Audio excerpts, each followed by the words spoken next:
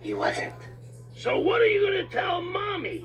Pumbaa, by the time that loudmouth bird is back, we'll have flown the coop. Where's my baby Earl? I said, where's my baby Earl?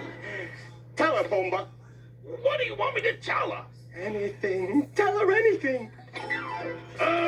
Your baby Earl went out of the nest, fell thousands of feet, and hit the ground with a muffled thump sort of sound.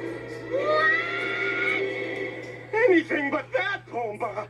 I warned you what would happen if my baby Earl got scratched. Baby Earl, you're flying. Huh? You two taught my baby Earl how to fly. Oh, this is the most wonderful day of my fine feathered life.